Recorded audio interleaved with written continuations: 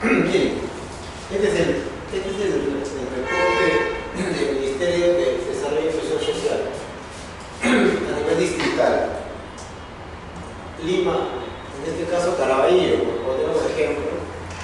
Por ejemplo, acá yo puedo ver que solo el 40% de niños menores de un año tienen seguro.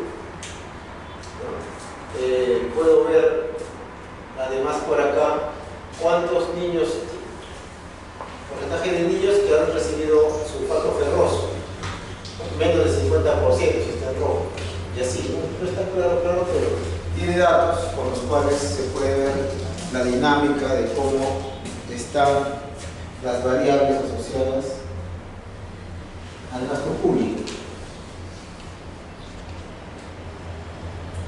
Entonces decíamos,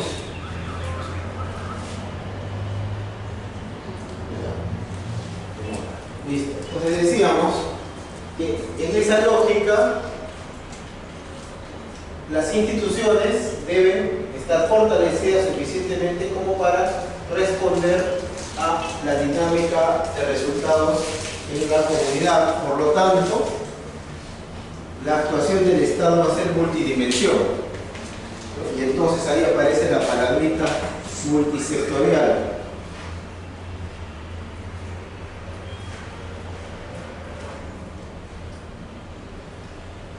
Y entonces, por ejemplo, para que un niño menor de un año se atienda en el servicio de salud y acceda al seguro integral de salud, tiene que tener DNI.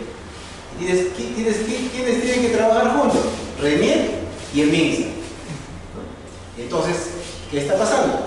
El RENIEC no está coordinando en algunas partes del país con el MINSA, por eso es que tiene esa brecha de 60% de niños menores de un año que no tienen SIS, ¿no? Porque eso es universal, todos los niños nacidos tienen SIS por norma. Y entonces, los ingresos y gastos públicos que componen el presupuesto nacional tienen que tener una estructura funcional que permita este fortalecimiento institucional para la dinámica por resultados. Y entonces hay una clasificación institucional, una clasificación funcional, que es la que vimos hace un rato, las funciones del Estado, una clasificación programática, una clasificación económica y una clasificación geográfica. Y entonces, con ese diseño de presupuesto, las entidades estatales tienen que recomponer su organización, que eso estaba en el ciclo de presupuesto por resultados, de gestión por resultados, para poder responder a los retos de los objetivos que supuestamente se está planteando el país de acuerdo a la realidad en la que vivimos. Entonces, en ese contexto es que por un lado tenemos que definir indicadores para poder medir.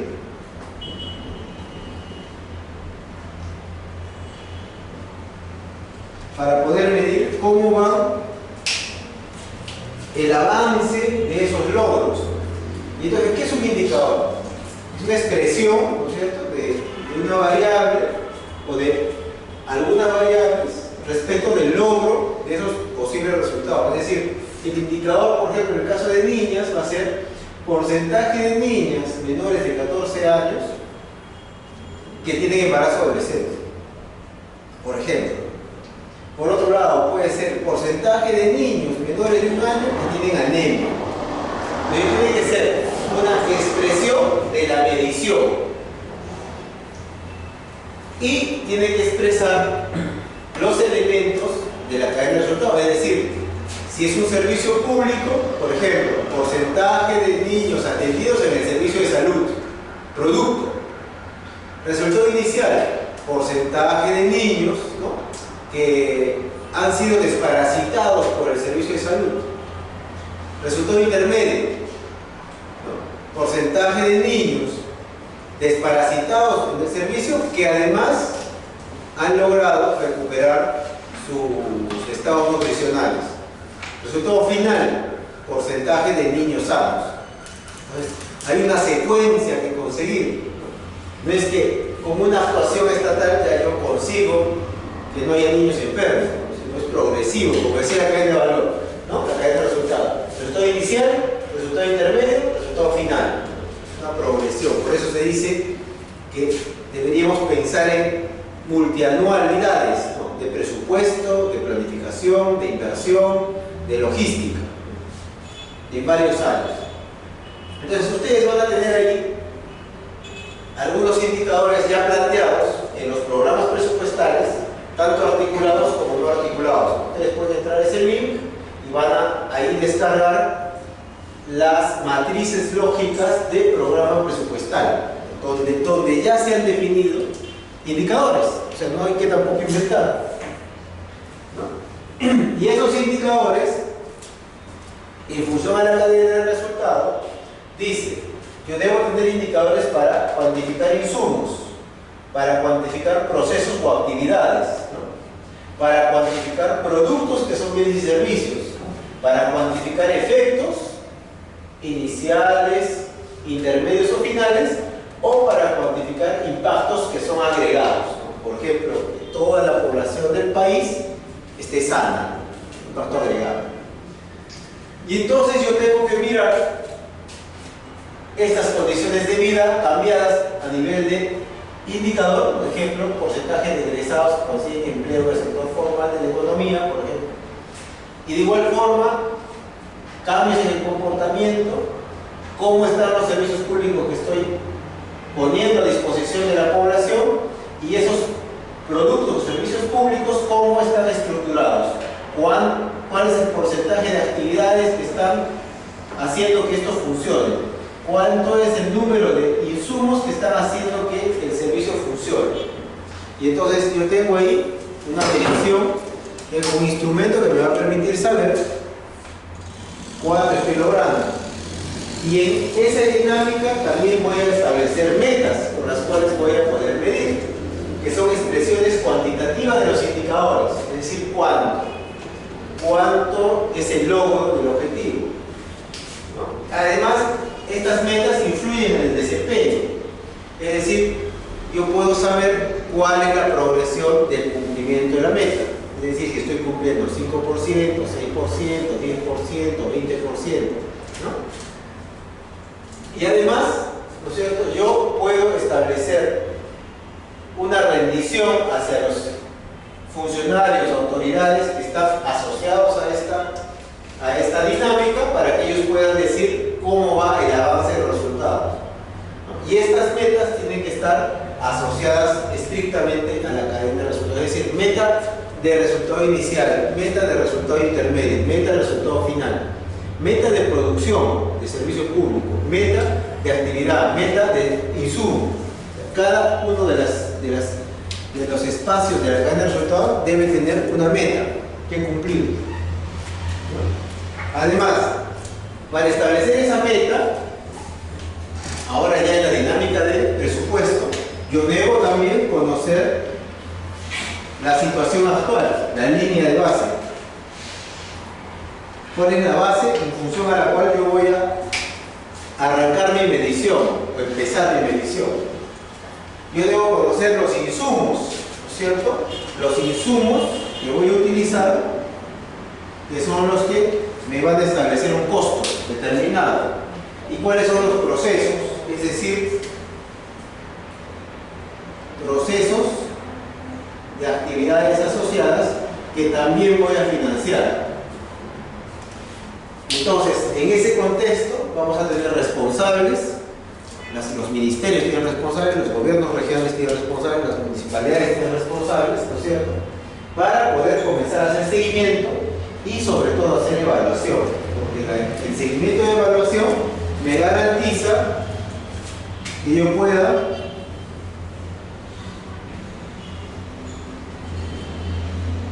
corregir alguna posible falla.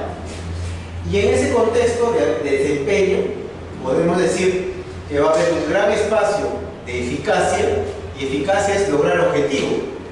Es decir, si yo erradiqué el embarazo adolescente, entonces estoy siendo eficaz, ¿no es cierto?, estoy logrando el objetivo. Pero además debo ser eficiente, es decir, mi servicio de salud tiene que atender y prevenir el embarazo adolescente. Tiene que ser eficiente. Además debe tener economía, es decir, administrar bien los recursos públicos, los presupuestos. Y debe haber calidad, es decir, yo debo tener servicios públicos que de alguna manera garanticen los atributos que va a tener aquel que los recibe. Es decir, voy a ir al establecimiento de salud, me voy a sentar, me van a atender, voy a tener un tiempo determinado, específico para que me atienda, ¿no es cierto? Si estoy muy enfermo voy a tener una cama, ¿no? Cosa que hoy uno va al hospital y no hay cama, ¿no? Lo primerito que te dicen, mira, enférmate menos cada vez porque no tienes cama, ¿no? Y eso no debería pasar, eso es de calidad. Es decir, yo debo entrar al servicio de salud y tener una secuencia de procesos que logren que yo luego restablezca mi salud. Y entonces ahí los 4 atributos deben lograr funcionar de manera armónica, ¿no? Y eso le llaman desempeño. Y ese desempeño debe estar en la lógica de la eficiencia de los servicios públicos, ¿no es cierto? Su economía y calidad, ¿no es cierto? Y la eficacia de lograr los efectos de impactos. Y a esa, digamos, dinámica yo tengo que hacerle seguimiento y tengo que ver y evaluar si es que se está cumpliendo o no. La política, el objetivo, la estrategia, ¿no es cierto? Y entonces, miren, mi servicio público tiene que tener eficiencia, economía y calidad. Y economía no significa comprar lo más barato. Economía significa que yo tengo que ejecutar o hacer gasto público para lograr un servicio público con eficiencia y con calidad. ¿Por qué? Porque este servicio público va a garantizar que yo tenga eficacia, efecto e impacto. Eso es lo que debe pasar y lo que no está pasando. Entonces el presupuesto va más allá de la simple ejecución de gasto, va al diseño del desempeño, ¿no? Entonces yo tengo que cumplir objetivos, lograr que los insumos y productos tengan una buena dinámica de servicio público, tenga una economía, es decir, que yo tenga que asumir los costos y gastos suficientes para que eso funcione bien, ¿no? Eso quiere decir que si yo voy a un hospital con un mal cardíaco me tengo que ver un cardiólogo. En cambio, lo que le ha pasado al ministro, cuando tú vas al hospital de Nieva, en el hospital de Nieva no hay cardiólogo. O sea, si ahí te pasa lo que le ha pasado a él, no hay cardiólogo, no hay forma. Es más, en el hospital de Nieva, que yo me acuerde, no hay desfibrilador. Y es un hospital 2-2. Y entonces, ¿qué está fallando ahí? ¿Qué le falló al ministro? Que no se tienen los equipos, no se ha gastado en los equipos que se necesitan en un hospital de ese tipo. Obviamente por eso no ha habido eficiencia, porque no había insumos, no había médico, especialista, no había los equipos suficientes. Trasladar a alguien allá es bien complicado. De la zona donde él ha estado al hospital de Nieva, por lo menos se han demorado unas 3 horas con el infarto encima. O sea que no creo que se haya muerto en el hospital, sino en el camino, es lo más probable, ¿no es cierto? Y obviamente no tiene calidad ese servicio, obviamente. Y el de Nieva es uno de los hospitales que mejor funciona en esa parte de la zona de selva del norte, porque además tiene cooperación internacional y las políticas más de... Imagínense cómo están los otros hospitales que hay por ahí. El de Jaén, por ejemplo, el de Jaén es un drama. Y entonces, ¿cómo se mejora el desempeño? ¿Cómo mejora esas cosas que andan pasando? Que hasta a nuestro ministro le andan pasando. ¿Cómo yo mejoro? Ahora, primero, algo muy importante cultura organizacional. Es decir, todo cambio, toda mejora no depende del Estado, como dicen algunos, depende de los funcionarios que están adentro del Estado. Son las personas las que cambian la dinámica estatal, ¿no? Y entonces, si yo no tengo funcionarios que piensen en que hay que lograr objetivos, que piensen que hay que tener servicios de calidad, entonces va a ser poco probable que yo así haga las normas que la cosa en el Estado cambie. Y eso es una de las cosas que nos está pasando. No hay una cultura organizacional asociada a gestión pública por resultados. Todos vamos a trabajar y no pensamos en que debe haber una estrategia, debe haber algo, un servicio público que yo estoy brindando. Trabajamos. Y ya está. Entonces, ahí hay un cambio organizacional y cultural que debe de haber en la gestión pública estatal. Es más, si nosotros vamos a la universidad, en el Perú no se forman funcionarios públicos, salvo una que otra universidad que por ahí tiene cursos, ¿no? Pero funcionarios públicos de carrera no se forman en las universidades peruanas, a diferencia de Colombia, donde tiene la Universidad Javeriana que forma funcionarios públicos, ¿no? La Universidad de los Andes que forma funcionarios públicos, en Chile, la Católica de Chile forma funcionarios, la Adolfo Ibáñez forma funcionarios públicos, ¿no? En Brasil, la Universidad Católica de Brasilia forma funcionarios públicos. O sea, hay formación y digamos una mística de gestión pública intrínseca en una carrera, por ejemplo como economía, por ejemplo como administración, por ejemplo como abogacía, ¿no? Hay. Esa es un poco una de las cosas críticas que ahorita tenemos. Pero sin embargo, yo creo que sí tenemos capital humano, es decir, si el capital humano que tiene el Estado peruano se podría repotenciar y darle una cultura organizacional, una cultura de gestión por resultados, podríamos tener algunos cambios sustanciales en el corto plazo. Y por ende no es suficiente las normas, ¿no? Ahorita se ha cambiado este decreto legislativo del sistema de presupuesto, salió el año pasado, nuevecito, ¿no? Pero no es suficiente cambiar normas, de instrumentos, podemos usar un montón de normas, un montón de instrumentos, pero si es que no hay alguien que lo haga, es poco probable que eso suceda. Es necesario un plan de largo plazo, eso es cierto. ¿Por qué? Porque hay problemas tan duros como la anemia, como el embarazo adolescente, que no se van a solucionar en el corto plazo, sino al mediano y largo plazo. Por ejemplo, la inseguridad ciudadana se va a solucionar a largo plazo. ¿Por qué?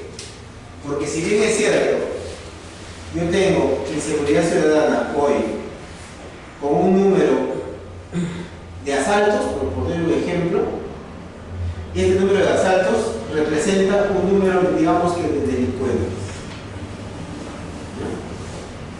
Y a esos yo los capturo, ¿sí? Pero yo acá tengo niños que están creciendo con ese ejemplo de vida. Y si yo no prevengo con los niños, esos niños van a ser futuros delincuentes. Por ejemplo, lo que pasa en el Callao. En el Callao, la transmisión parental es hacerle agarrar el revólver al niño. Con eso yo le estoy enseñando a. Y ahí no es el problema el que tiene el adulto que tiene el arma, sino el niño que está recibiendo la formación de que en el futuro, en su desarrollo cognitivo, va a ser como el papá o como el hermano mayor. Y eso no estamos combatiendo. Estamos combatiendo son los que están ahorita haciendo delincuencia. Por lo tanto, el gasto público en el INPE está triplicando en este momento el gasto público de educación y salud juntos. En el INPE, si lo ven a consulta amigable, estamos gastando ahorita 5.000 millones de soles. Y si suman educación y salud, ambos suman más o menos 2.000 millones en este momento. Entonces, ¿estamos haciendo gasto público? Sí, obvio. ¿Estamos gestionando presupuesto? Sí. Pero fíjense cómo están los indicadores de la tasa de crecimiento de eventos de delincuencia versus cómo es que concebimos escenarios de largo plazo para hacer cambios, por ejemplo, generacionales, como este de la delincuencia. Y es más, si hacemos cambios generacionales, hace poco hemos capturado 3 bandas de chicos menores de entre 12 y 14 años de Callao. Y estos chicos entran al ¿Y qué? ¿Salen reformados? ¿O salen más avesados? Salen más avesados, ¿no es cierto? Y es el sistema estatal. ¿Se dan cuenta? Entonces, y en el corto plazo, más bien estamos generando un elemento adicional negativo que controlar. Entonces, ¿cómo hacemos para que en el largo plazo tengamos, uno, clara la cosa a la cual nos vamos a enfrentar o estamos enfrentándonos, ¿no? Y cómo vamos a implementar esos cambios? ¿Cómo vamos a, por ejemplo, cómo yo voy a identificar el número de niños que están asociados a actos delictivos? Por ejemplo, papá, mamá o algún familiar está preso, por ejemplo. ¿Dónde están los niños? A casi nadie le importa, nos basta con verlos capturados, ¿no? Y, bueno, eso no es el tema es cuál es la generación que está construyéndose en ese espacio violento. Lo mismo pasa con violencia contra la mujer o violencia familiar.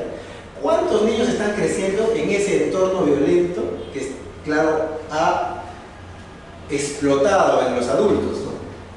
Ahora estamos al extremo del feminicidio, ¿no? 191 feminicidios. ¿Y cuántos de esos niños están aprendiendo eso? ¿Y quién? ¿Sí? Ni una menos, pero no funciona. Es que es una más cada día. Nada más. Es una más. O sea, el eslogan se ha invertido.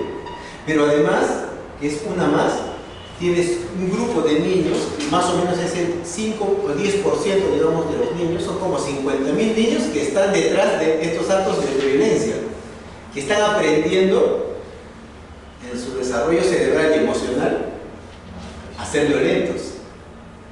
Y según dicen los estudios, ese desarrollo emocional y cognitivo entre 0 y 5 años es irreversible.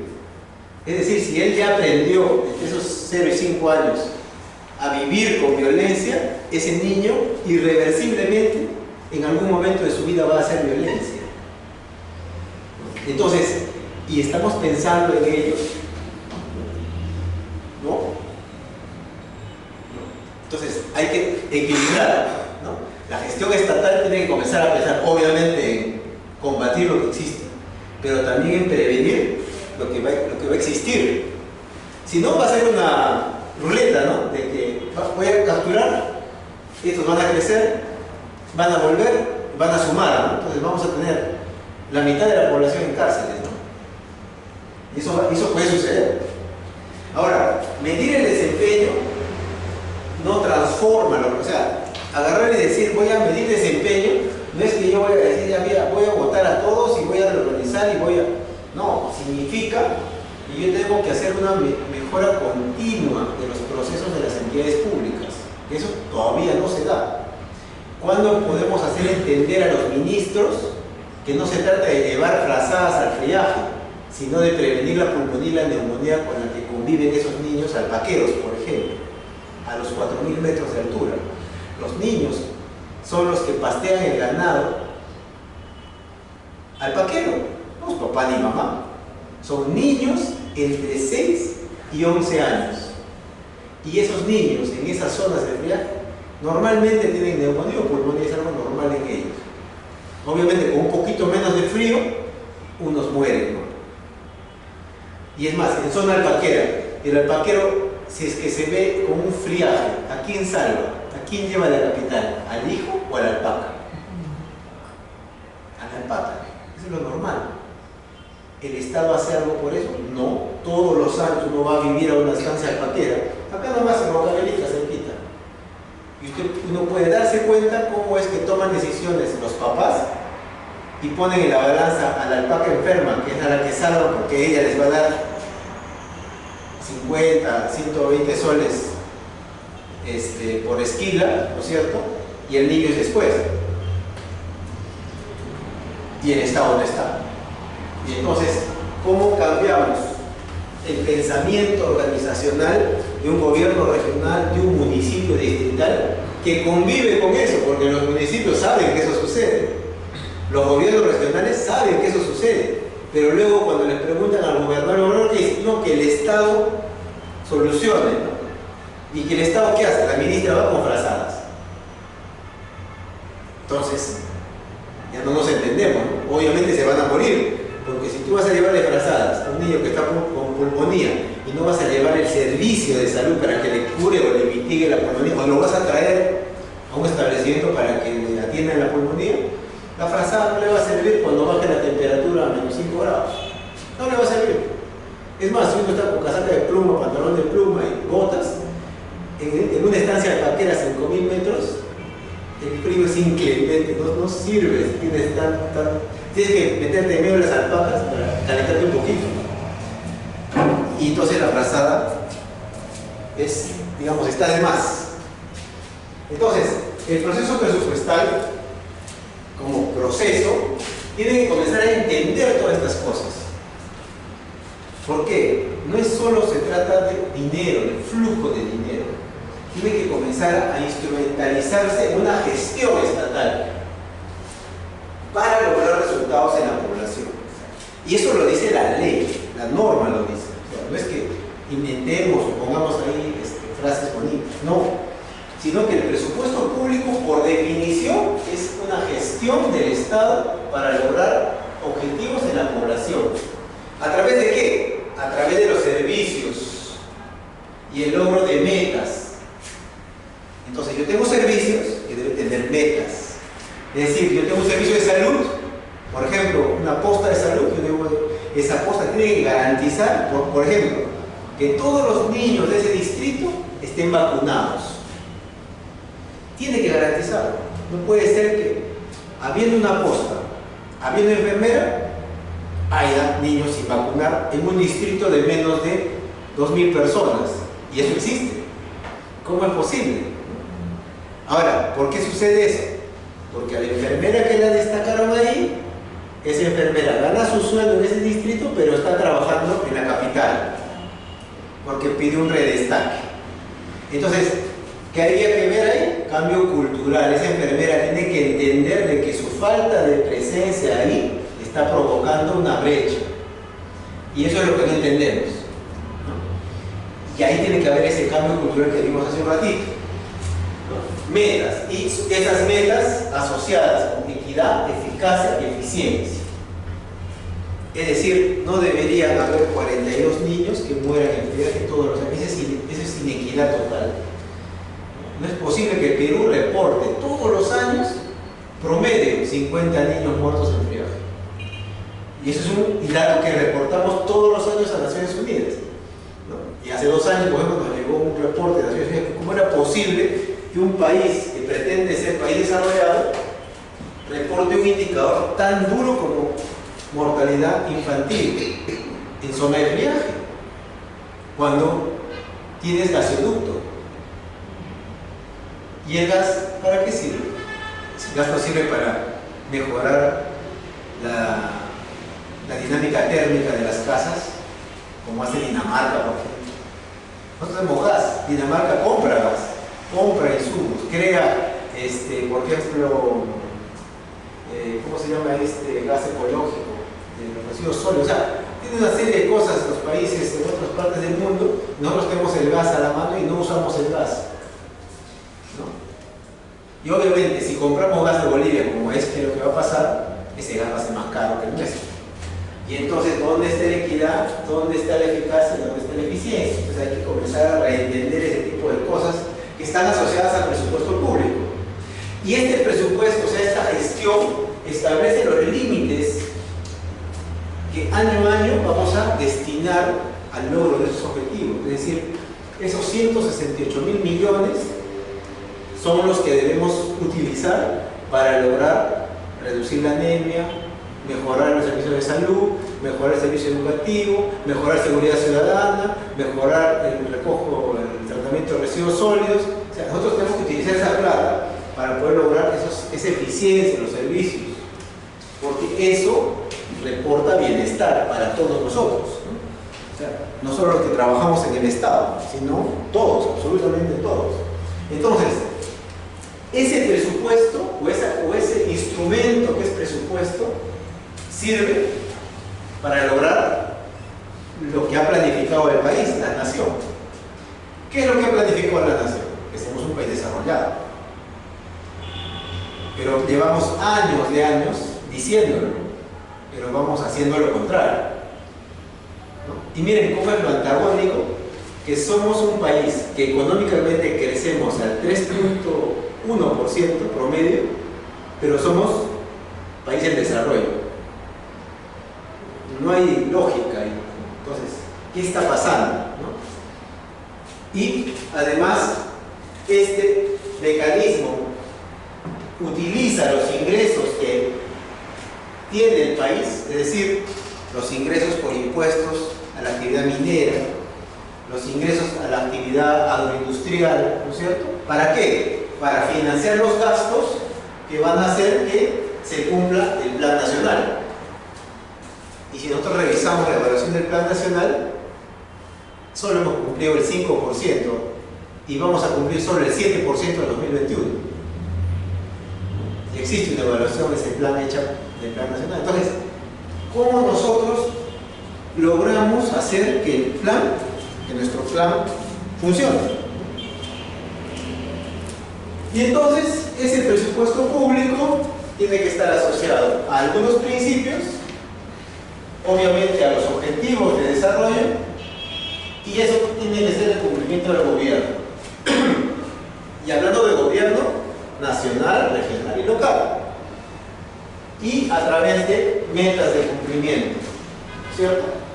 Y entonces, vamos a tener una estimación financiera, o sea, cuánto nos va a costar, vamos a tener un instrumento de gestión para maniobrar los recursos, vamos a hacer política fiscal, es decir, esos recursos los vamos a manejar con eficacia en el logro de objetivos, pero también con economía para que tengamos cada vez mayor disposición de recursos, por ejemplo, para poder tener endeudamiento con el Banco Mundial, con el Banco Interamericano, para poder tener recursos para apalancar proyectos, por ejemplo, ¿no? Y asociado a instrumentos de planeamiento. Es decir, yo tengo que, si por ejemplo el Banco Mundial me presta 5.000 millones de dólares para algún objetivo, yo tengo un plan de acción con el cual yo voy a decirle al Banco Interamericano o al Banco Mundial, en 5 años he logrado tal cosa. He reducido la anemia, he mejorado o he reducido las enfermedades respiratorias, he mejorado el logro y aprendizaje de los niños. Entonces, eso tiene que representar eso. Entonces, en ese contexto, ¿cómo se organiza el sistema de presupuesto? Respondemos a la Constitución política. Por lo tanto, si es así, el primer principio constitucional es que cualquier actuación del Estado es para defender los derechos fundamentales de la persona. Y si eso es así, entonces no debería haber muertos en friaje, no debería haber embarazo adolescente, no debería haber abuso sexual de niños, no debería haber trata de personas, no debería haber delincuencia, no debería haber violencia contra la mujer, no debería haber. Y entonces, si eso es constitucionalmente lo que nosotros buscamos con la acción del Estado y con el dinero estatal, entonces nosotros tenemos marcos normativos que nos permiten hacer eso, reducir, mitigar, cambiar las cosas como están. Tenemos un instrumento llamado Marco Macroeconómico Multianual que nos dice en 4 años cómo podemos utilizar nuestros recursos, nuestras reservas para poder hacer cambios. Y ese documento existe, lo publica el Ministerio de Economía cada año, ¿no? Y con una proyección de 4 años. Pero además de eso, tenemos la ley del Sistema Integrado de Administración Financiera para poder maniobrar los recursos, ¿no es cierto? La Ley General de Sistema de Presupuesto, que ahora tiene el Decreto Legislativo 1440, que la actualiza, la Ley de Descentralización, la Ley Orgánica de Gobiernos Regionales y la Ley Orgánica de Gobiernos Municipales o de Gobiernos Locales, ¿no? Entonces, marco normativo nos sobra. Tenemos más marco normativo que cualquiera de los países de la región que están en zona oro. Pero el problema es cómo lo utilizamos. Si de arranque nomás estamos vulnerando la Constitución, haciendo que nuestros indicadores sean los más negativos de la región. Y entonces, si yo voy a cumplir la Constitución y todas las normas, yo tengo que hacer que mis 3 niveles de gobierno actúen de manera coordinada, que ese es otro problema. Cada gobernador y cada alcalde cree que es dueño de su feudo Eso es algo que hay que romper, ¿no? Tienen que conversar, tienen que articular. Por ejemplo, lo que sucedió en San Juan del Lurigancho es ¿por qué? Porque por un lado un alcalde construye redes de agua y redes de desagüe con un diámetro, y el alcalde de Aladito construye redes de agua redes de desagüe, perdón, con otro diámetro. Y obviamente, si los diámetros de tubería, que es algo muy insumo tan básico, son diferentes, en algún momento el desagüe va a reventar. Cuando se podrían poner de acuerdo y construir proyectos de agua y desagüe homogéneos. Entonces, esto es un tema que tiene que comenzar a trabajarse. Y además, articularse mediante el presupuesto general de la República. Entonces, por eso el presupuesto anual de la República se convierte en ese instrumento en el cual los tres niveles de gobierno deben hacer eficiencia y eficacia de los recursos públicos. No gastar la plata por gastar. No hacer, por ejemplo, obra pública por hacer, sino pensando en el servicio público que va a brindar. Entonces, la organización del sistema nos permite pensar así. Además, este sistema tiene un ente rector que es la Dirección General de Presupuesto Público, en donde una función es planificar o planear, dirigir la formulación y ejecución de evaluación del presupuesto público. Y es la que hace rectoría del sistema de presupuesto. O sea, esa dirección general es la que dirige a nivel nacional el sistema de presupuesto. Ahí hay un director que depende del viceministro de Hacienda. Y esta dirección es la que orienta todos los pliegos de entidades para la gestión presupuestaria. Y entonces, estas entidades llevan adelante la ejecución del presupuesto. Entonces, fíjense que no es el MEF quien ejecuta, son las 4.000 y pico entidades son las que ejecutan la plata. Y entonces, estas entidades deben tener claro cuáles son las actividades y proyectos y cuáles son las metas que deben cumplir cada uno en su ámbito. Gobierno municipal, gobierno regional, y por encima están los ministerios, ¿no? Y todo ello tiene que tener un mecanismo de gestión: planificar y supervisar, ejecutar y evaluar. Y obviamente, si es que eso lo hago, si que me equivoco, corrijo, en el fin de que el servicio público sea bueno. Es decir, por ejemplo, cuando yo hablo de que necesito más grande un hospital, ¿qué significa que yo necesito que el hospital sea más grande? Es porque cada vez necesito, o sea, cada vez van a haber más enfermos. O yo necesito un servicio de salud bien estructurado que me permita reducir la tasa de enfermedades para luego pensar si es que necesito más hospital o menos hospital. Es el servicio el que manda. O sea, no porque yo construyo un hospital cada vez más grande, no me revalea, ¿no?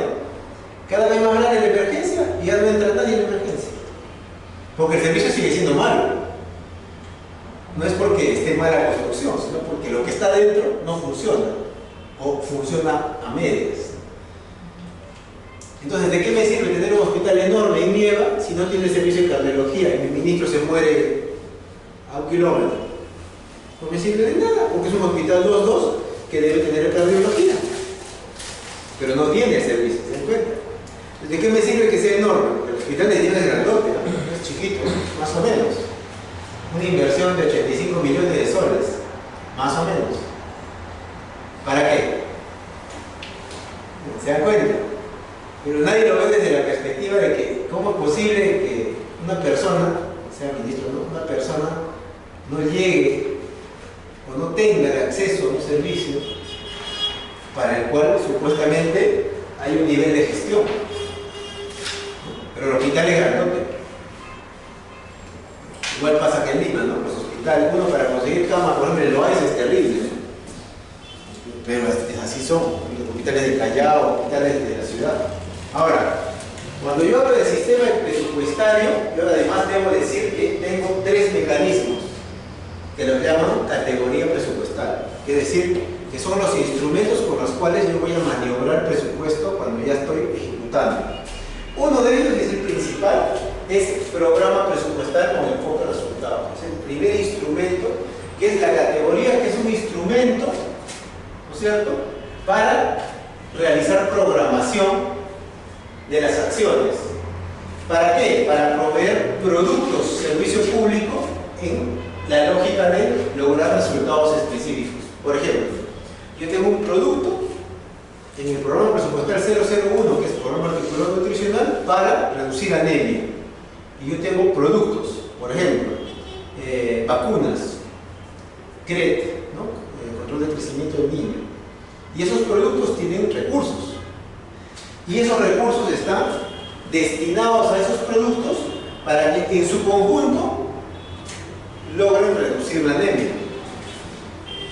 Entonces, ahí algo está fallando, porque si yo tengo vacunas y los niños no están vacunados, tengo CRET y los niños no van a su control, tengo control de ERAS e IRAS, de enfermedades respiratorias y enfermedades diarreicas, y los niños no van a esos controles y tienen enfermedades respiratorias, no se controlan y además no están vacunados, entonces evidentemente no voy a lograr el resultado que es reducir la anemia.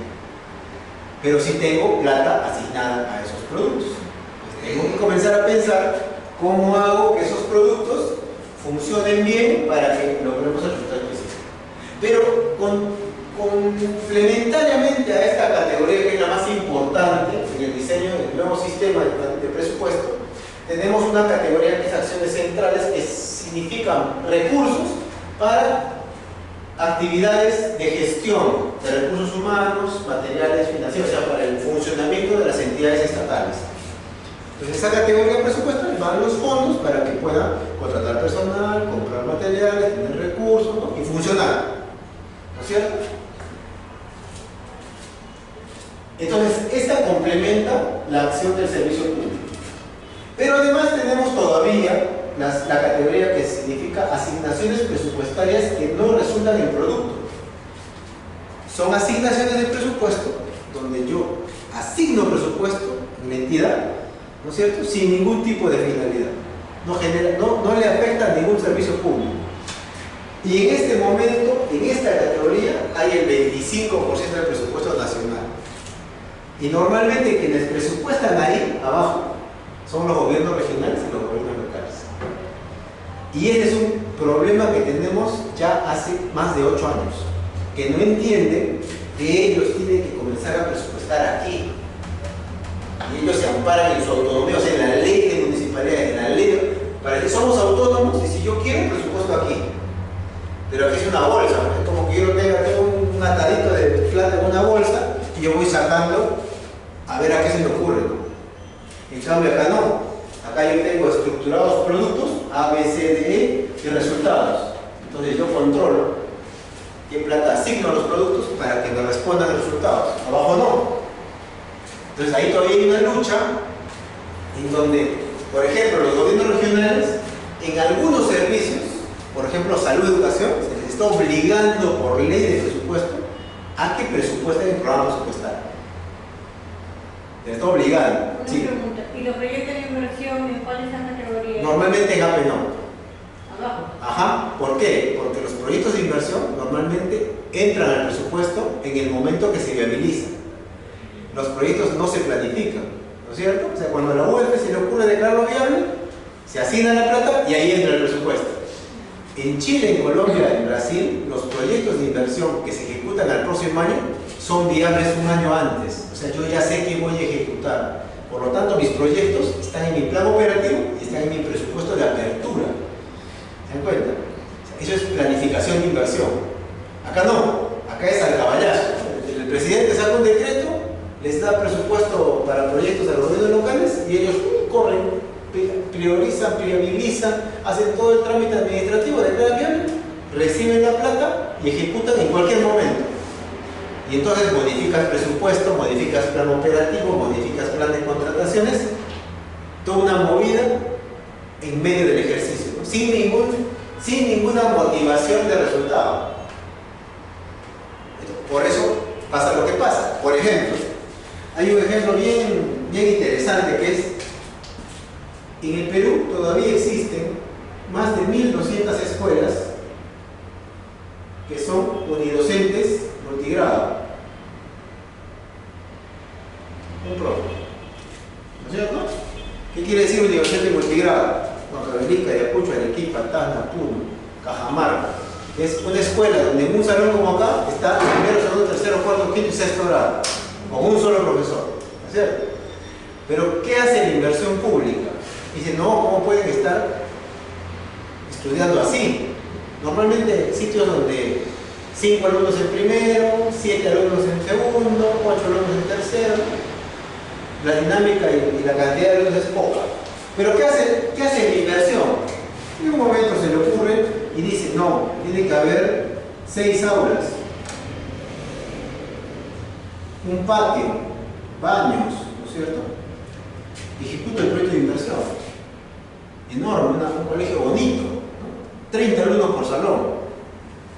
El mismo profesor, 8, 5, 4, 6, 7. Colegios que los pueden encontrar subiendo a Huancavelica, yendo a Huancayo, cerca nomás, yendo a Chiclayo, ¿no es cierto? Bajando a Ica, son más de 1200 que han sido construidos, pero que no se han dado cuenta de que primero tenía que solucionar el problema del profe, pues. No es un solo profe para tremendo colegio que están construyéndole. Y el servicio, y lo gracioso es que cuando construyes esos colegios, luego le dices al profe que pague agua, pague luz, pague internet. Y los profes no tienen plata para eso. Le piden a los papás y los papás tampoco tienen para pagar eso. Y ahí comienzan los problemas con el sistema educativo en el espacio unidocente multigrado, ¿no? Y entonces generamos un problema mayor porque no están los proyectos en la vinculación al producto. Y es más, no tienen sostenibilidad porque, por ejemplo, a ese profesor a veces no le paga el Ministerio de Educación. A veces el municipio lo contrata como sereno, porque no puede contratar profesor, lo contrata como sereno para que le enseñe en el distrito porque el ministerio no me soluciona la plaza. Y esto es una problemática. ¿Por qué? Porque simplemente desde el municipio no tenemos la lectura de resultado. Y otro de los problemas que existe por eso es que al final el municipio no lo hace porque tiene miedo al control. El programa presupuestal normalmente es controlado. El programa presupuestal tiene normas rígidas, o sea, te dice, tú no puedes modificar la plata de una partida a otra partida. Tú no puedes mover la plata porque tú me has dicho que esa es la meta. Y si tú mueves la plata es porque me tienes que sustentar que la meta va a cambiar. Es controlado. Y eso le da miedo a los alcaldes, no les gusta que los controlen. Los gobernadores tampoco. Por eso es que no entran a la dinámica del programa presupuestal todavía al 100%.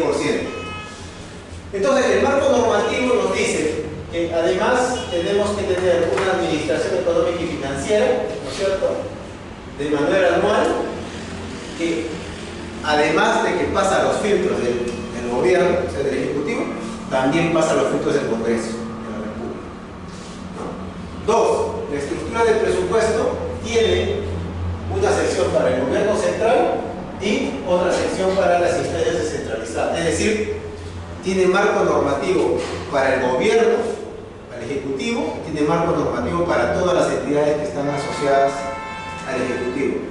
Además,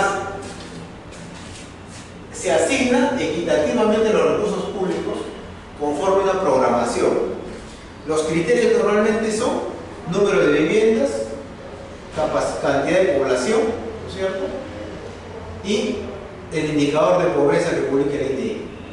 Son 3 indicadores que ahorita en este momento se encuentran en discusión. ¿Por qué? Porque normalmente yo le asigno, por ejemplo, presupuesto a la Municipalidad Provincial de Condorcanqui 3 millones en Amazonas, por ejemplo, ¿no es cierto?, porque tiene una población reducida. Pero la capacidad que tiene Condorcanqui, por ejemplo, de producción, de actividades económicas, donde población de otros sitios van al Condorcanqui y luego regresan a su sitio por efectos de la economía, no permiten que el municipio dinamice como debería. Y entonces hay una discusión ahí. ¿Qué cosas deberían tener equilibrio? Por ejemplo, si ustedes van a Ayacucho, a San Francisco, en el Apurímac, La Municipalidad de San Francisco, más o menos 3-4 millones de soles al año. Y cruzan el puente San Francisco a Pichari, y Pichari 80 millones de soles, 90 millones de soles al año en Cusco. Entonces hay una diferencia de distribución abismal, o sea, no debería ser el elemento poblacional o el elemento vivienda, debería haber otras variables ahí que equilibren los presupuestos de por lo menos algunos lugares que son juego, por lo menos. Pero además tenemos las leyes, la de este año 2019, la 3879, la ley de equilibrio financiero, la ley de endeudamiento, ¿no es cierto? Esta ley, que es la 3970, que establece algunas regulaciones para ejecución de gasto para este año, principalmente, las directivas para ejecución presupuestaria, la de este año, y la directiva de programación multianual, que vamos a verlo seguro en las siguientes sesiones mañana, cómo debe ser esa dinámica regulada. Principios presupuestales. Dice que el presupuesto tiene que tener equilibrio, como en la casa, ¿no? Yo tengo un sueldo de 8.000, yo debo gastar 8.000. Entonces, ahí tiene que haber un equilibrio, es un principio. O sea, no puede ser que yo tenga ingresos por 8.000 y gaste como 12.000. Entonces, ahí hay un principio de equilibrio. Entonces, yo tengo que trabajar mi presupuesto en función a mi dinámica de ingresos, ¿cierto? Luego, especialidad cuantitativa. Eso quiere decir que yo, el recurso presupuestal, cuando yo lo gasto, yo tengo que ejecutarlo de manera que tenga cumplimiento de algún tipo de meta, sea física o sea financiera. O sea, tengo que tener algo tangible de ese presupuesto público. Por ejemplo, un hospital que funciona, la presidencia del Consejo de Ministros que funciona, ¿no?, con sus funcionarios, el Servicio de Seguridad Ciudadana que funciona. Entonces, yo tengo que tener algo cuantitativo, ¿no es cierto?, que además me permita saber cuánta plata tengo ahí, cuál es el valor. Universalidad y unidad, ¿no es cierto? ¿Por qué? El presupuesto es uno solo. Así haya 3 niveles de gobierno, así haya 5.000 entidades, el presupuesto de la nación es uno solo, es unitario, no está dividido. Es decir, no puede ser que los alcaldes piensen que es su plata. No es su plata, el presupuesto es de toda la nación. Que se distribuye de manera territorial, eso es otra cosa. Pero normalmente los que entran a gobernar las alcaldías o los gobiernos regionales creen que es su plata, ¿no? Y la administran como ellos les parece, como que es su sueldo, ¿no?, todo el presupuesto de la entidad. Y eso es un error, porque por principio el presupuesto es universal y unitario a nivel nacional. Es decir, si un gobierno regional hace las cosas mal, le afecta el presupuesto nacional. Si un municipio, el más chiquitito, gasta mal o incurre en actos de corrupción, le está haciendo efecto a todo el presupuesto nacional, porque no está logrando las metas que se planteó ese municipio chiquitito. Integridad, ¿no? Los ingresos y gastos se deben registrar, es decir, todo el presupuesto de la nación tiene registro. Ya no existe el presupuesto que no se sabe dónde está. Ya no existe el presupuesto que no se sabe no se controla. Todo recurso del Estado se controla. Algunas excepciones son las devoluciones que algunas entidades del Estado hacen, pero igual se devuelve y luego se contabiliza en el ejercicio siguiente. Entonces igualito tiene registro. Es una excepción, pero al final tiene que tener su correlato en los sistemas de administración financiera comercial. Anualidad. Los presupuestos se manejan de manera anual, pero se planifican de manera trianual. Entonces, yo planifico mis presupuestos para 3 años, pero el ministerio me los asigna año por año. Entonces ahí hay dos momentos, y van a ver que son 2 fases del sistema que se trabajan de manera coordinada.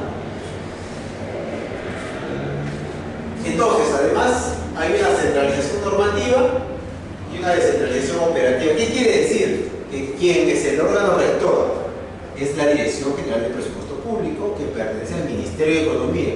Por lo tanto, la normatividad que emite la Dirección General es para todas las entidades, entonces por eso centralizada la parte normativa.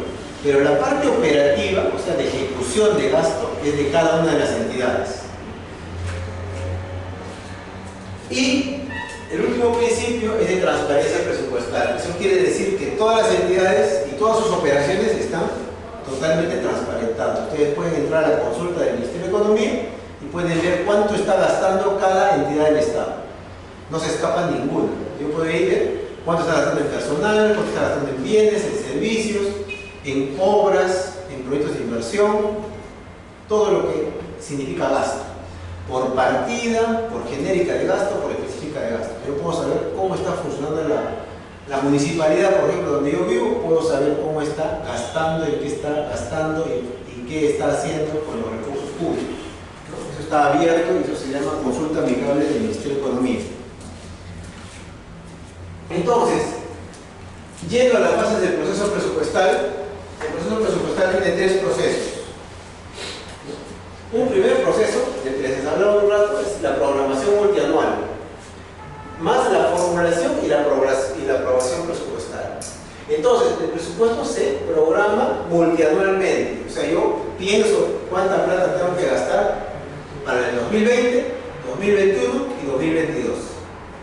¿No es cierto? Y formulo y apruebo mi presupuesto de manera anual. Es decir, yo formulo y corroboro que el próximo año necesito lo que he programado. Luego, yo ejecuto ese presupuesto durante el ejercicio presupuestario. Yo digo, me dan esa asignación de plata y yo lo que hago es la ejecuto, ¿no? Con sus modificaciones, con sus ajustes, con sus mejoras, yo ejecuto eso. Pero, además, yo evalúo esa ejecución, si es que está bien hecha, si cumplí las metas, si no cumplí las metas, si logré los objetivos, ¿no es cierto? Y retroalimento el proceso, ¿no? ¿Para qué? Para que los errores que cometí en un año no los cometen en el segundo año, y así sucesivamente. Entonces, ese proceso, esa dinámica ha cambiado cuando era el presupuesto antes del decreto legislativo. Entonces, dice, el proceso de programación multianual abarca 3 años. Y lo que les decía, es vinculante para el primer año. Es decir, yo tengo la planificación de 3 años de dinero y a mí el mes me va dando año por año la plata.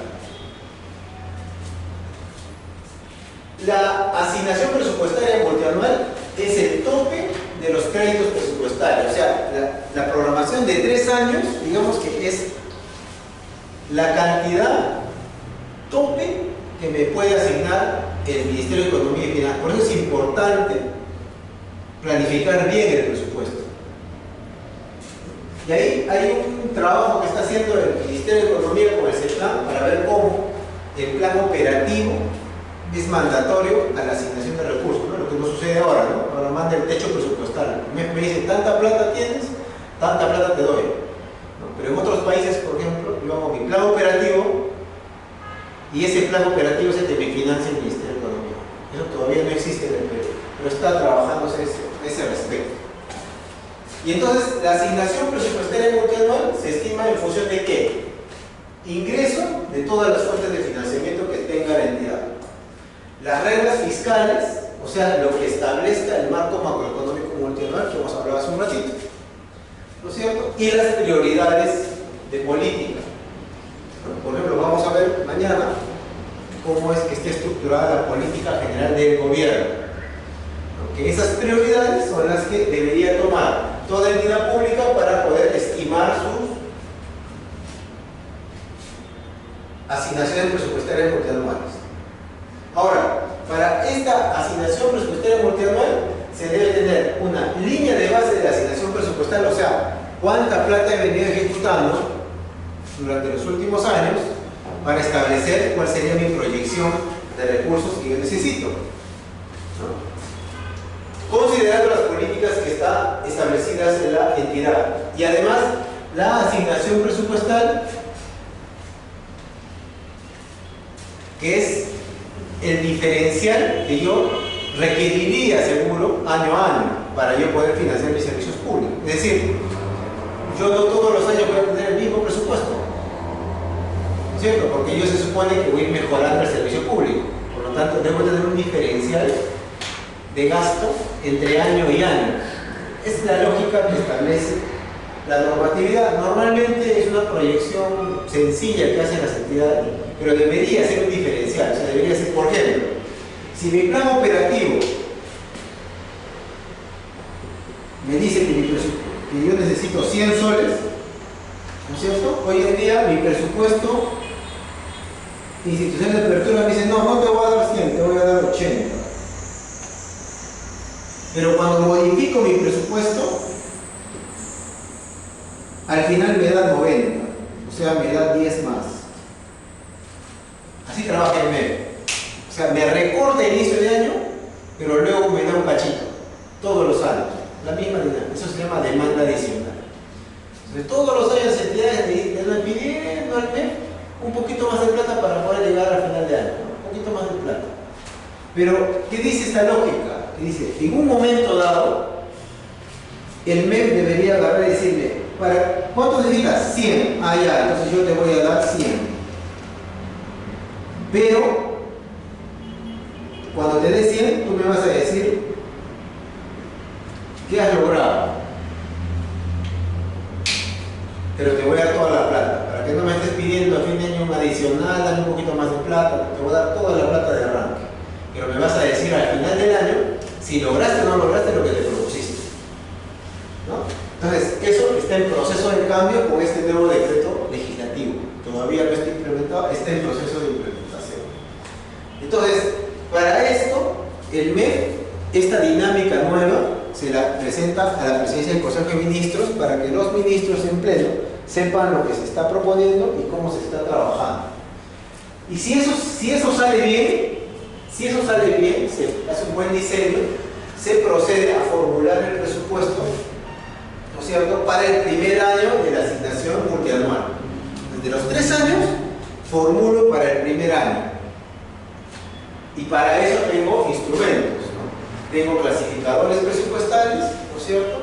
Y los pliegos, o sea, las entidades tienen que considerar lo siguiente: que haya una eficiencia en la provisión de servicios públicos y luego los resultados, que los gastos de funcionamiento sean de carácter permanente, los bienes y servicios necesarios para el logro de objetivos, mantenimiento de infraestructura y que el gasto de capital sea para garantizar la continuidad de los proyectos de inversión. Ahora, ¿qué significa? Significa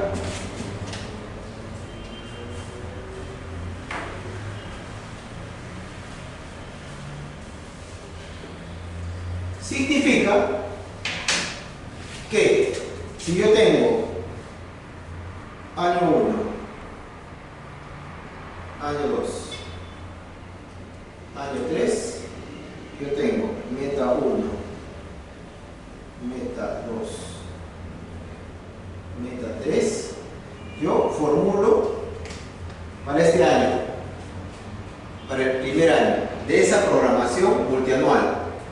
Pero yo tengo que garantizar que acá haya servicios públicos bien provistos. Que estos servicios tengan gasto de funcionamiento garantizado. Es decir, si yo necesito 4 asistenciales, un médico, un cardiólogo, un internista, un cardiólogo, una enfermera y 2 técnicos, tengo que tener la plata suficiente para que tenga esos especialistas. Tengo que garantizarlo. Igual en el colegio. Si yo tengo el colegio y yo necesito un tutor, 2 auxiliares, yo tengo que tener esos recursos. Además, los materiales educativos. Por ejemplo, en la selva normalmente los materiales educativos llegan en septiembre, agosto, ¿no? Todos los años. Para el inicio del año escolar. El año escolar inició en abril.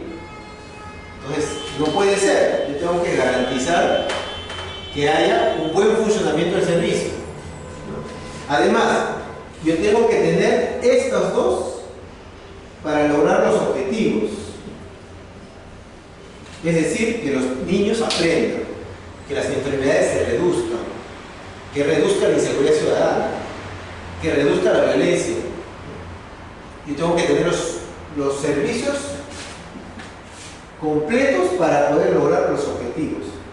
Y además yo tengo que tener mapeado el mantenimiento. Por ejemplo, que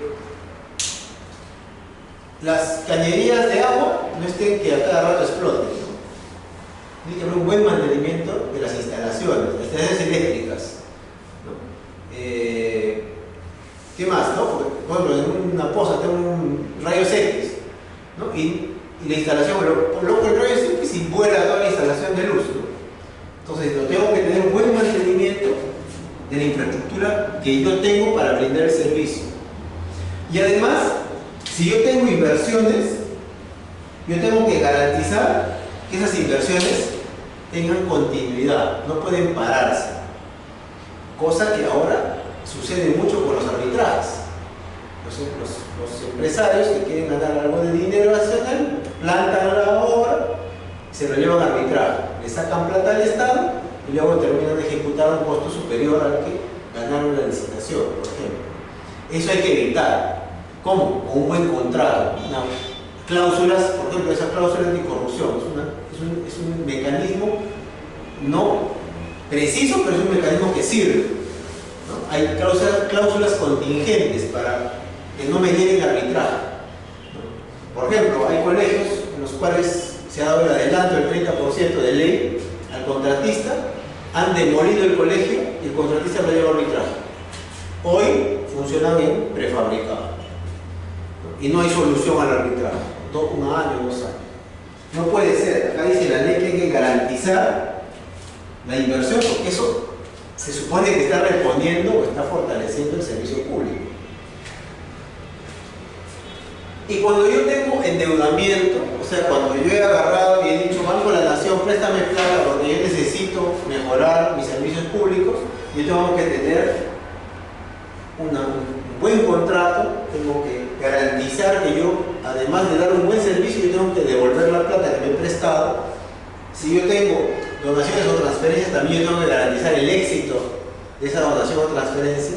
No lo que pasó en Chiclayo, ¿no? Que llegó plata de la cooperación suiza, 11 millones de soles, y se les ocurrió ejecutar el 5% de la infraestructura, una planta de residuos sólidos, y ahí quedó, ¿no? Y ahora están en discusión, vaya Becerril, lo están correteando, ¿no? Entonces, eso no debe pasar. Tiene que haber un buen diseño de las transferencias y donaciones. Entonces, esto implica un macro proceso de programación multianual, formulación y aprobación presupuestal, ¿no? En donde todo el diseño del presupuesto nacional, ¿no es cierto?, se aprueba por ley. Además de ese presupuesto, se le aprueba un equilibrio financiero a ese presupuesto nacional, ¿no es cierto?, y se traduce en un presupuesto de apertura, que es la plata que se les da a todas las entidades estatales el 1 de enero de todos los años, ¿no?, que es con lo que ellos operan. Y eso se publica en el diario El Peruano, ¿no? Entonces, todo el presupuesto, todo lo que se les asigna, se publica.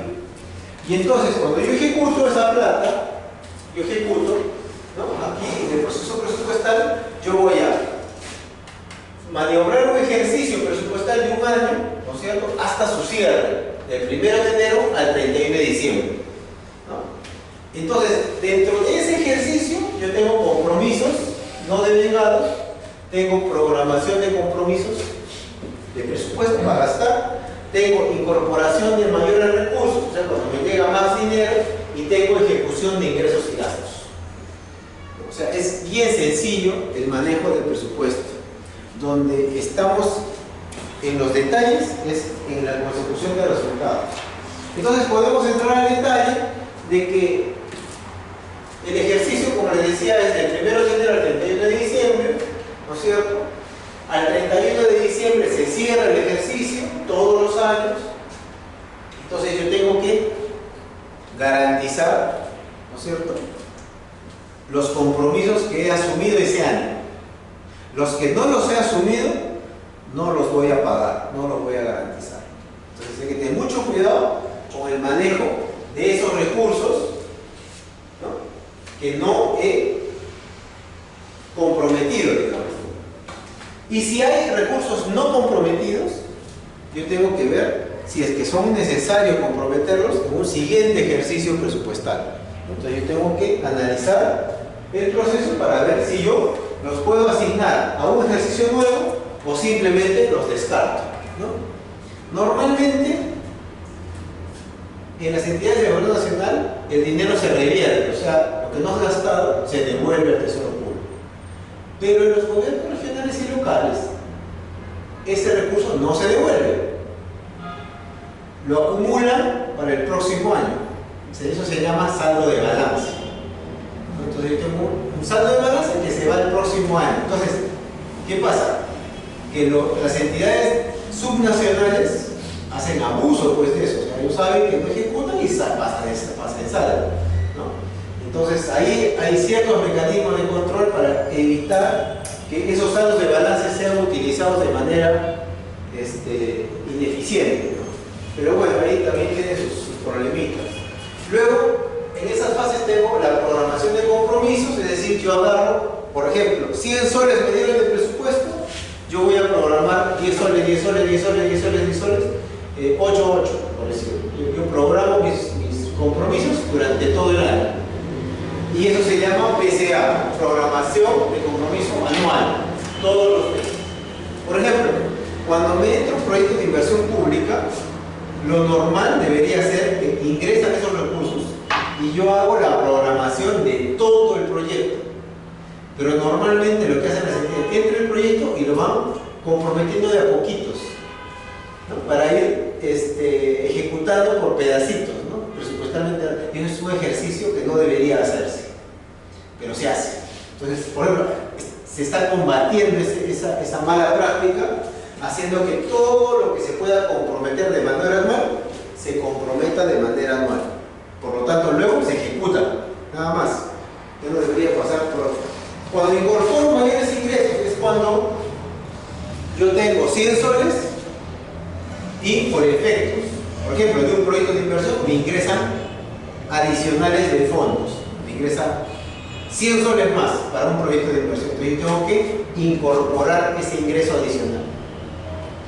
O cuando yo pido más plata porque me estoy quedando sin recursos. Entonces el MES a veces me autoriza y me da un poquito más de plata, ¿no? Y entonces yo le incorporo al ejercicio y modifico mi presupuesto.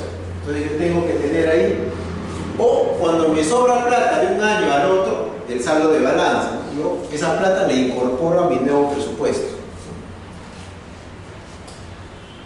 Y ejecuto mis ingresos y gastos. ¿Cómo hago eso? Tengo 3 etapas. Estimo los ingresos y gastos, determino, ¿no es cierto? Y hago la percepción de los ingresos. ¿Cómo así? Yo estimo cuánto va a ingresar, ¿no es cierto? Lo determino, o sea, digo, sí, efectivamente me va a ingresar esa cantidad de dinero y yo hago que esa cantidad de dinero ingrese a mi presupuesto. Entonces, ingresando ese dinero a mi presupuesto, eso básicamente lo que me dice es: autorizado estás para tú decirle al Tesoro Público, o sea, a tu tesorero, a tu caja, que tú puedes gastar esa plata. Entonces, hasta el tope que te da el ingreso, digamos que 100, hasta ese tope. Y solo puedes gastar hasta ese tope.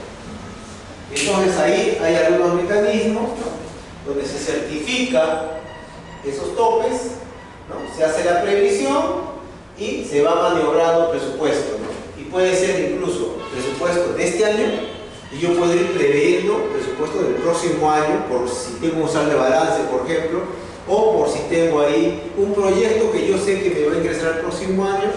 Pues ya lo viabilicé, pero estoy en noviembre y mejor me aguanto para poder incorporarlo al próximo año, porque si no me puedo poner... Entonces son maniobras que se hacen en etapa de ejecución.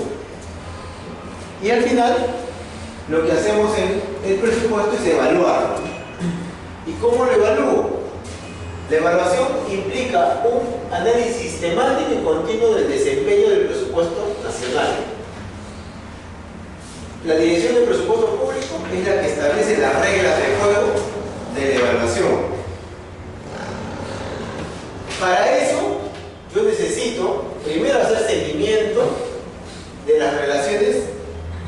dinero, recursos, insumos, productos y resultados. O sea, cómo he gestionado el dinero en los insumos, en los servicios públicos y qué resultados he conseguido o si es que los he conseguido. Para eso tengo que mirar mis indicadores de desempeño u otros instrumentos. La evaluación tiene que mostrarme la efectividad de las intervenciones, es decir, si yo intervine en salud, tiene que decirme qué tan efectivo fue la intervención. ¿No? Entonces yo gasté 100 para 10 niños, cuando evalúo, digo, no fueron 10, fueron 8 nomás. O en el mejor de los casos fueron los 10, logré el objetivo. Entonces yo hago seguimiento y luego evalúo. Entonces yo tengo que revisar los resultados, tengo que revisar los avances de ejecución presupuestal, ¿no es cierto?, del gasto, y tengo que analizar si esa evaluación me permite hacer mejoras, corregir o mejorar lo que estoy haciendo bien, dependiendo del escenario.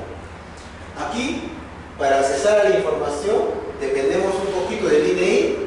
Ahora estamos dependiendo de las entidades como ministerios que producen información, como el MIDI, se han visto. CEPLAN también está produciendo información, el MEF mismo está produciendo información.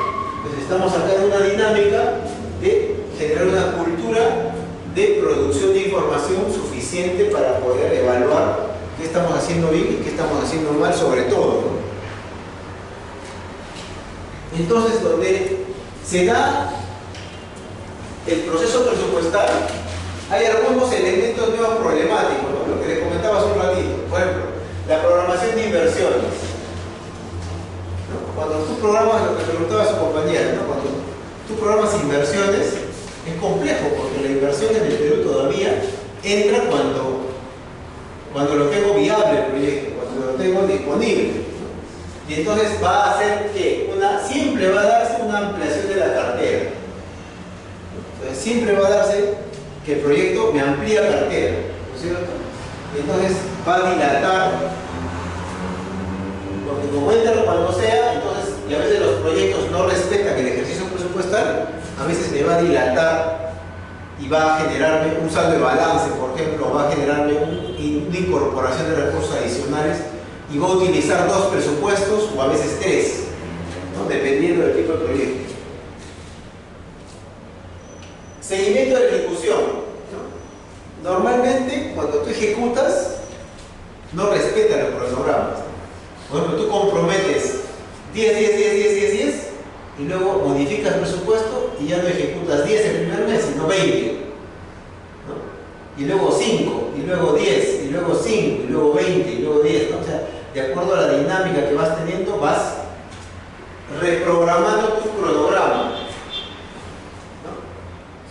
Y entonces, normalmente la problemática se da mucho en proyectos de inversión. ¿Por qué? Porque, les repito, el proyecto de inversión no tiene la propiedad todavía de que su preinversión, ¿no es cierto?, viabilice el proyecto en cualquier momento. O sea, no sabemos en qué momento está listo para ejecutar. Y en ese momento es que se le da la plata. Y en ese momento se hace toda la movida presupuestal para que ingrese y se pueda gastar. Puede ser en noviembre, puede ser en diciembre, y te complica el fin de año porque tienes que comprometer para el siguiente año, y a veces 2 años.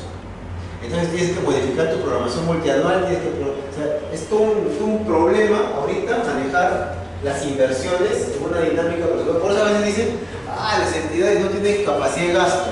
Lo que pasa es que el proyecto entra donde sea y cuando sea. Y eso es algo que hay que comenzar a retroceder para planificar bien cuando entran las inversiones. ¿No? Hay un tema todavía por discutir. Y algunas complicaciones durante la fase de ejecución, ¿no es cierto?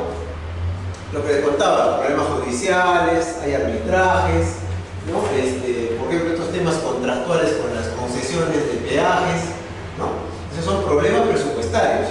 ¿Por qué? Porque, por ejemplo, esto de las concesiones, el país paga un porcentaje de ese peaje. Nosotros pagamos parte, nos cobran 5.50, nos deberían cobrar, por ejemplo, más o menos son 7.50, nosotros pagamos 2.50. Y encima todavía esos 5.50 son abusivos, porque no deberían cobrarnos tanto. Entonces, ahí hay temas contractuales que han venido sucediéndose y han venido afectando el presupuesto de la nación durante varios años y conflictos legales. Entonces, algunas recomendaciones, ¿no? Para programación financiera hay que ajustar de todas maneras los avances físicos en los expedientes técnicos de los proyectos. O sea, hay que controlar, hay que ver la dinámica, es decir, yo tengo que ir viendo con mis unidades formuladoras en qué momento viabilizo mis proyectos para poder saber en qué momento ejecuto mi expediente técnico y tener controlado el proyecto, ¿no? Pues ahí hay un tema de planificación. Seguimiento de la ejecución. Ahora el MEF tiene un sistema de seguimiento tanto para la ejecución de servicios, como es la consulta amigable, como para la ejecución de proyectos, es el sistema de seguimiento de inversión, que te controla, ese sistema de seguimiento te controla la ejecución financiera, la ejecución física, las contrataciones del proyecto, ¿no es cierto? Y el avance de obra, en el caso de obra pública. Entonces es un tema bien interesante, que quizás lo vamos a ver un poco a detalle, si no es mañana, el viernes. Un tema crítico, que es un mejor diseño de los contratos, ¿no? Ahí podemos discutir desde contratos simples hasta contratos de concesión. Entonces, más o menos este es el escenario básico del sistema de presupuesto. Vamos a entrar a detalles en el curso, como les estoy planteando en el material. Vamos a mirar no solo el enfoque de resultados, sino cómo este sistema interactúa con otros sistemas de inversión, de presupuesto. Porque es interesante saber cómo es que yo puedo, por ejemplo, trabajar en inversión, yo puedo saber presupuesto. Si yo trabajo en planeamiento, yo debo saber presupuesto. Si yo trabajo en logística, debo saber presupuesto. O sea, todas las aristas de los sistemas de municipalidades, gobiernos regionales o ministerios decantan el manejo presupuestal. Y si yo conozco el manejo presupuestal, yo puedo trabajar en los sistemas, puedo trabajar en planeamiento, puedo trabajar en inversión, puedo trabajar en logística, puedo trabajar en el sistema administrativo, en tesorería. O sea, es, digamos, de ida y vuelta lo que nos da el sistema de presupuesto. Ahora, lo que sí vamos a trabajar son las innovaciones del decreto legislativo 1440, que eso es lo novedoso, ¿no? Hay varias aplicaciones nuevas y ya no solo nos enfrascamos en el proceso presupuestal, sino en los efectos, ¿no? Y cuáles serían las mejoras, por ejemplo, en entidades públicas a partir del manejo presupuestal, en planeamiento, presupuesto, inversión y todos los sistemas que estén asociados. Entonces, eso. Entonces, mañana creo que nos vemos, ¿no? Mañana nos vemos a la misma hora.